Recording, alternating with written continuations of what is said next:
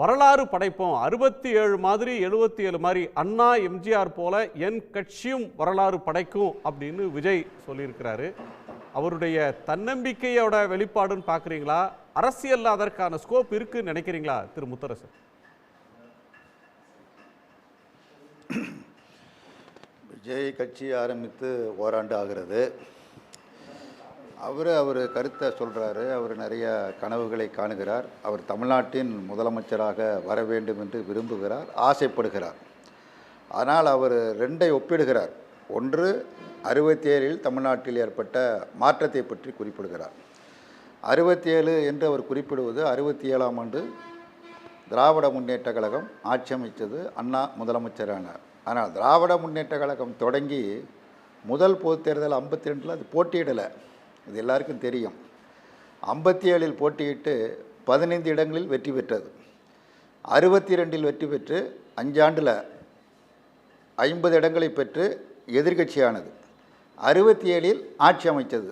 இந்த இடைப்பட்ட காலத்தில் திராவிட முன்னேற்ற கழகம் ஆற்றிய பங்கு, விலைவாசி உயர்வுக்கு எதிரான போராட்டம், அதில் சிறை தண்டனை, மொழி போராட்டம், இந்திக்கு எதிரான போராட்டம், அதில் சிறை தண்டனை, இப்படி சமூக நீதிக்கான போராட்டம், தமிழ்நாடு என்று பெயர் வைக்க வேண்டும் என்பதற்கான போராட்டம் என்று பல்வேறு போராட்டங்களை நடத்தி அதன் மூலமாக மக்களுடைய பேராதரவை பெற்று 67 தன்னந்தனியாக இல்லை, பல்வேறு கட்சிகளை இணைத்து ஒத்த கருத்துடையவர்களெல்லாம் இணைத்தது மட்டுமல்ல, முரண்பட்ட கருத்துடைய ராஜாஜி அவர்களையும் அந்த அணியிலே இணைத்து 67 திமுக ஆட்சியை அதிகாரத்திற்கு வந்தது. இதுதான் வரலாறு. நேற்று தொடங்கி அடுத்த நாளே நான் ஆட்சிக்கு வருவேன் என்று அண்ணா ஒருபோதும் சொன்னதில்லை. ரெண்டாவது, அண்ணா ஒரு மிகப்பெரிய பேச்சாளர், மிகப்பெரிய எழுத்தாளர். அவர் போல பேச்சாற்றல் மிக்க தலைவர்களை நான் பார்க்க முடியாது. மிகச்சிறப்பான முறையில் தன்னுடைய கருத்தை வலுவாக சொல்லி மக்களின் ஆதரவை பெறக்கூடிய ஆற்றலும் திறமையும் அவரிடத்தில் இருந்தது. அது மட்டுமல்ல, திராவிட முன்னேற்ற கழகத்தில் இருந்த தலைவர்கள் அண்ணா, கலைஞர், மதியழகன், இப்படி பலரும் பல பத்திரிகைகளை நடத்தினார்கள், வார இதழ்களை நடத்தினார்கள், தின ஏடுகளை நடத்தினார்கள். அது வெகுவாக மக்களிடத்திலே சென்றது. பத்திரிகை பலம், பேச்சு பலம், இவைகள் மூலமாக ஆதரவு பெற்று அதிகாரத்திற்கு திராவிட முன்னேற்ற கழகம் வந்தது. 77 பற்றி குறிப்பிடுகிற பொழுது 77 திரு எம்ஜிஆர் அவர்கள் ஆட்சி அதிகாரத்திற்கு வந்தார் என்பதை குறிப்பிடுகிறார்கள். 77 எம்ஜிஆர் வெறும் நடிகராக மட்டுமில்லை, அவர் தமிழ்நாட்டில் ஒரு அசைக்க முடியாத மாபெரும் சக்தியாக திரைப்படத்துறையில் திகழ்ந்தார். அன்றைக்கு 2 பேர் தான், ஒரு பக்கம் சிவாஜி, மற்றொரு பக்கம் எம்ஜிஆர் என்ற இருமுனை போட்டி தான் தமிழக திரையுலகத்தில் நிலவியது. ஆனால் எம்ஜிஆரும் திடீர்னு கட்சி தொடங்கிடல. அவர் திராவிட முன்னேற்ற கழகத்தில் நீண்ட காலம் பயணம் செய்தார். திராவிட முன்னேற்ற கழகத்தில் முக்கியமான பொறுப்புகள் தலைவர், பொதுச் செயலாளர், பொருளாளர், இது 3 தான் மிக முக்கியமான பொறுப்பு. அந்த மிக முக்கியமான பொறுப்பிற்கு பொருளாளராக எம்ஜிஆர் தேர்வு செய்யப்பட்டு செயல்பட்டார். சட்டமன்ற தேர்தலில் போட்டியிட்டு சட்டமன்ற உறுப்பினராக இருந்து பணியாற்றினார். தமிழ்நாடு சிறுசேமிப்புத்துறை துணைத் தலைவராக இருந்து பணியாற்றினார். பல்வேறு அனுபவங்கள் அவருக்கு இருந்தது. அதேபோல் திராவிட முன்னேற்ற கழக தொண்டர்களிடத்திலும் அவருக்கு ஒரு கணிசமான நல்ல ஆதரவு இருந்தது. அன்றைய சூழலில் அவர் கட்சி தொடங்குகிற பொழுது இந்திய கம்யூனிஸ்ட் கட்சியை அவர் ஆதரித்தது என்பது எல்லோருக்கும் தெரியும். அவரும் 77 கூட்டணி அமைச்சு தான் முதல்ல நாடாளுமன்ற தேர்தலில் கணிசமான இடங்களிலே வெற்றி பெற்றார். 39 தொகுதியில் 38 இடங்களில் அதிமுக கூட்டணி வெற்றி பெற்றது. அதிமுக, காங்கிரஸ், இந்திய கம்யூனிஸ்ட் கட்சி சேர்ந்து வெற்றி பெற்றது. அதன் பிறகு நடைபெற்ற சட்டமன்ற தேர்தலிலும் கூட்டணி அமைத்து வெற்றி பெற்றார். திடீரென அவர் முதலமைச்சர் ஆகவில்லை. அண்ணாவும் அதே போல் திடீரென ஆட்சி அதிகாரத்திற்கு வரவில்லை என்பதை, இந்த கடந்த கால வரலாறுகளை இப்பொழுது நானே முதலமைச்சர் என கூறிக்கொள்வர்களுக்கு அவருக்கு உரிமை உண்டு, ஆசை உண்டு. அந்த ஆசையில் நான் மண்ணு போட விரும்பலை.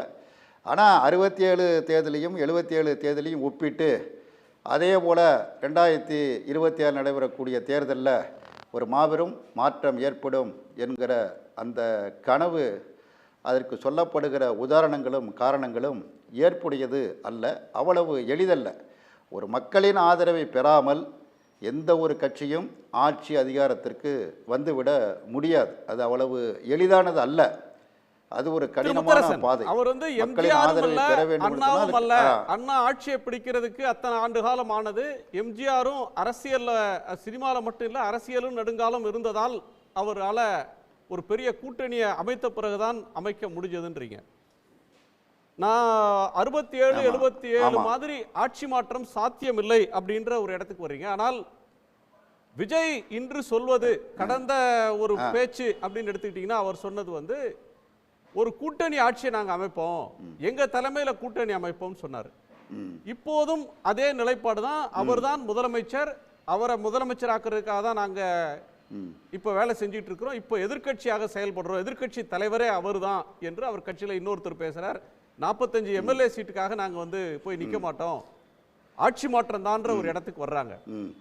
இது வந்து இன்னைக்கு தமிழ்நாட்டில் இருக்கிற ஒரு யங்கஸ்ட் பார்ட்டி, ஒரு லட்சக்கணக்கான இளைஞர்கள் அந்த கட்சியில, ரொம்ப அரசியலுக்கு இதுவரை வராதவர்கள் அந்த கட்சியை நோக்கி வந்திருக்கிறாங்க. சாமானியர்களுக்கான கட்சி, பண்ணையார்களுடைய கட்சி இல்லை அப்படின்லாம் அவர் டிக்ளேர் பண்றாரு. ஒரு இளம் கட்சி, ஒரு வசீகரமான மக்களால் விரும்பப்படுற ஒரு நடிகர் அப்படின்ற ஒரு இடத்துல இருந்து ஆட்சியை பிடிப்போம் அப்படின்னு அவங்க சொல்றாங்கன்னா களத்துல அவங்க இல்லாமல் சொல்லலையே. 20 வருஷமா அவரும் விஜய் ரசிகர் மன்றம்லாம் நடந்திருக்கு. தொடர்ந்து இப்போ ஓராண்டா பேசிட்டு இருக்கிறாரு பல பிரச்சனைகளை பற்றி. இப்போ திடீரென்று வந்துட்டார். ஒரு வருஷத்துல எப்படி ஆட்சியை பிடிக்க முடியும்னு கேட்கறது எப்படி? சாரி, ஒரே வருஷத்துல ஆம் ஆத்மி ஆட்சியை பிடிக்கலையா கெஜ்ரிவால்? இல்லை இல்லை, அவர் வந்து சொல்கிறாரு கூட்டணி ஆட்சிங்கிறாரு, கூட்டணியில் பல பேரை சேர்ப்பங்கிறாரு. இவருடைய கட்சியினுடைய ஆட்சியை ஆதரித்து இவரை முதலமைச்சராக ஏற்றுக்கொள்கிற கட்சி இதுவரையில் பகிரங்கமாக அறிவிக்கப்படவில்லை. இதுவரை ஒரு கட்சி கூட அறிவிக்கலை, எந்த கட்சின்னு சொல்லலை. இன்னொரு பக்கத்தில் சொல்கிற பொழுது திமுக கூட்டணியில் இருக்கிற கட்சிகள் உடையும் உடையும் அப்படின்னு திரும்ப திரும்ப சொல்கிறாங்க. ஒரு பொய்யை திரும்ப திரும்ப சொன்னால் உண்மையாகி உடனும் ஒரு பழமொழி உண்டு. அது மாதிரி திமுக கூட்டணி உடையும் உடையினா எந்த கட்சி உடையுது? காங்கிரஸா, விடுதலை சிறுத்தைகளா, அல்லது கம்யூனிஸ்ட் கட்சிகளா, அல்லது மற்ற மதிமுகவோ மற்ற தோழமை கட்சிகளா? எந்த கட்சி இதுவரையிலும் எந்த ஒரு கட்சியும் அப்படி அறிவிக்கலை. தொடர்ந்து இந்த கட்சிகள் இணைந்து கடந்த 10 ஆண்டுகளுக்கு மேலாக கொள்கை ரீதியாக செயல்பட்டு வருகிறது.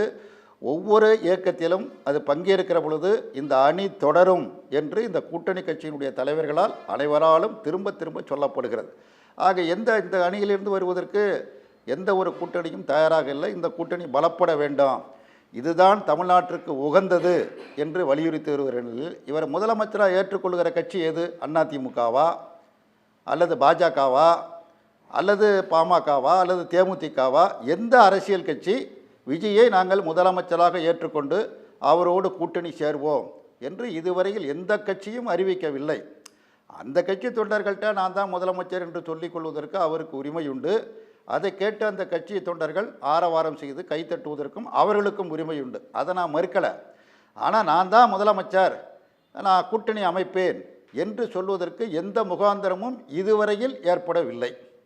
இதுவரையும் ஏற்படாத நிலையில் அவர் திரும்ப திரும்ப அதை சொல்லி வருகிறார். ரெண்டாவது, சாமானியர்களுடைய கட்சி என்று அவர் சொல்லுகிறார். முதல்ல இவர் சாமானியரா? இவர் ஒன்றும் சாமானியரா இல்லையா? இவர் பணத்திற்கு பெற்ற தொகை எவ்வளவு என்பதை இவர் பகிரங்கமாக தெரிவிப்பாரா? வெள்ளைப்பணம் எவ்வளவு, கருப்பு பணம் என்பது எவ்வளவு என்பதை பகிரங்கமாக தெரிவிப்பாரா? அந்த கட்சியில் சாதாரண தொண்டர்கள் இருக்கலாம். எல்லா கட்சியிலையும் சாதாரண தொண்டர்கள் தான் இருக்கிறாங்க. இந்திய கம்யூனிஸ்ட் கட்சியிலையும் சாதாரண தொண்டர்கள் தான் இருக்கிறாங்க, ஏழை எளிய மக்கள் தான் இருக்கிறாங்க, தொழிலாளர்கள் இருக்கிறாங்க, விவசாயிகள் இருக்கிறாங்க. அதே மாதிரி தான் திராவிட முன்னேற்ற கழகம் தொடங்கிய நாளிலிருந்து சாமானிய மக்கள், ஏழை எளிய மக்கள் ஆதரவோடு தான் அந்த கட்சி இயங்கி கொண்டு இருக்கிறது. ஆகவே தனது கட்சி மட்டும்தான் சாதாரண மக்களின் கட்சி, மற்ற கட்சியெல்லாம் சாதாரண மக்களை கொண்ட கட்சி அல்ல, எல்லாம் ஆக பெரிய பணக்காரர்களை கொண்ட கட்சி என்று பேசுவதை மக்கள் பார்த்துக்கிட்டு தானே இருக்கிறாங்க. ஒவ்வொரு அரசியல் கட்சி இருக்க தொண்டர்களும் இதை பார்த்து நகைக்க மாட்டாங்களா? ஆகவே இப்படியெல்லாம் விவகாரத்துல ஹிந்தின்ற ஒரு சொல்ல மொழி திணிப்பு பற்றி திரு விஜய் பேசுறாரு. அடுத்து அவர் சொல்றது வந்து பணம் தரமாட்டோம்னு அவங்க சொல்றது தப்பு, பணம் தர வேண்டியது கடமை, கேட்டு வாங்குறது உங்க உரிமை. அதை செய்யாம 2 கட்சிகளும் திமுகவும் பாஜகவும் நாடகம் ஆடிக்கொண்டிருக்கிறார்கள், மக்களை ஏமாற்ற பார்க்கறாங்கன்றாங்க. இதை நாடகமா நீங்க பாக்குறீங்களா? நீங்க எப்படி பார்க்கிறீங்க? அவர் ஒரு நடிகர் என்கிற முறையில் அவர் இதுவரையில் ஆற்றி வந்த பணி திரைப்படத்துறையில் தான் இப்பொழுதும் அவர் பணியாற்றி கொண்டு இருக்கிறார். அந்த துறையில் அவருக்கு என்ன வேடம் என்ன வாய்ப்பு அளிக்கப்படுகிறதோ அதை மிக சிறப்பாக அவர் செய்து கொண்டிருக்கிறார். அதை மறுப்பதற்கு இல்லை. ரொம்ப நல்லா நடிக்கக்கூடிய நல்ல சிறந்த நடிகர் என்பதில் எனக்கு மாறுபட்ட கருத்து இல்லை. ஆனால் பணம் கொடுக்க வேண்டிய 2512 கோடி ரூபா தமிழ்நாட்டுக்கு கல்விக்கு கொடுக்க வேண்டிய அந்த தொகையை ஒன்றிய அமைச்சருக்கு சொல்லுகிறார்.